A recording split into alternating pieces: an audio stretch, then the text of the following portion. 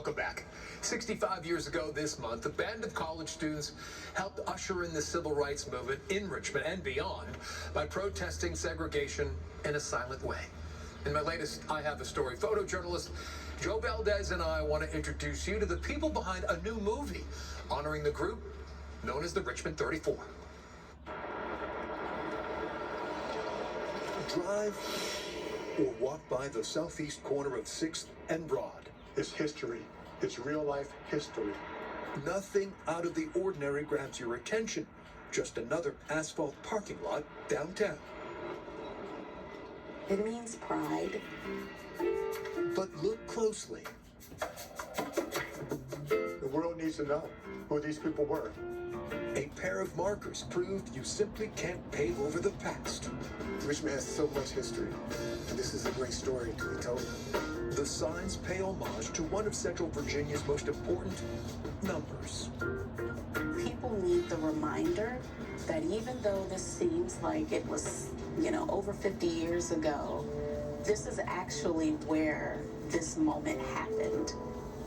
It was on this very spot, February 22nd, 1960, dozens of African-American students from Virginia Union University descend upon Thalheimer's department store, not to shop, but to sit. They peacefully protested without actually saying anything to anyone.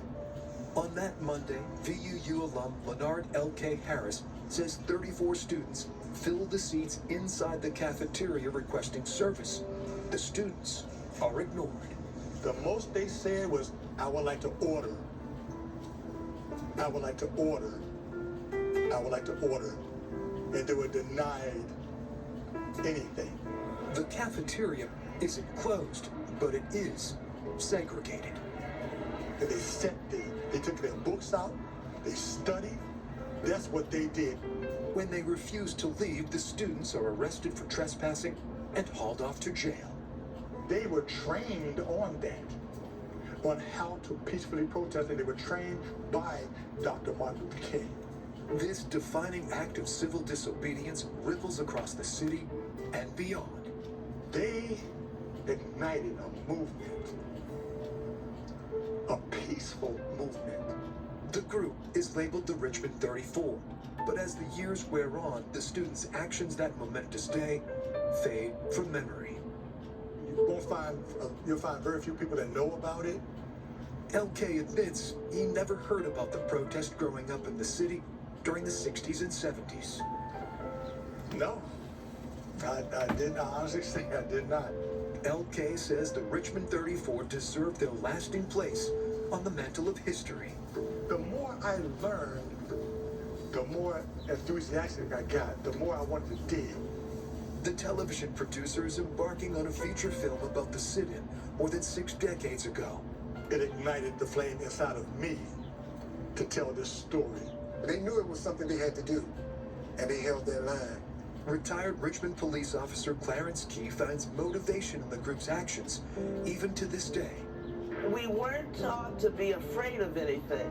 The 1989 VUU graduate will appear in the film called Richmond 34, The Silent Victory. They did something that was tremendous during that time period. And it was an act of courage and resilience.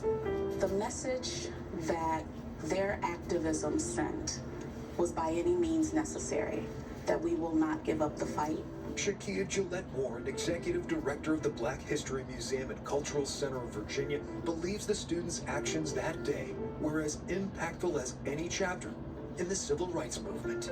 They were not going to take no for the final answer, that they were willing to put their lives on the line to fight and to stand up for what they believed in. At the museum, a replica of a 1960s restaurant, a living tribute to the Richmond 34. Their legacy definitely inspired many movements here in Richmond and throughout Virginia. This right here, this talks about the parking deck. Talking about Thalheimer's, it's talking about this article right here that I highlighted. Executive producer L.K. Harris is researching, writing, and raising funds for the film. Only my God in heaven knows the true passion I have for it. A movie, he says, is his life's calling. But for this part of the journey, I'm going to take it. I'm going to do the best I can with it. And at the end of the day, I will say cut, knowing there's more work to be done. And I'm going to look forward to doing that. 65 years ago this month, a group of students stood up for their rights by sitting down. They put their lives on the line for a greater cause. Their quiet protest on this spot still echoing across the decades, loud and clear. They answered a calling that a lot of people don't want to answer, and they did it. For I Have a Story. They're just sitting there. How do you fight that? You really can't. I'm Greg McQuaid. We're going to make sure the world knows who the Richmond 34 was. CBS 6 News.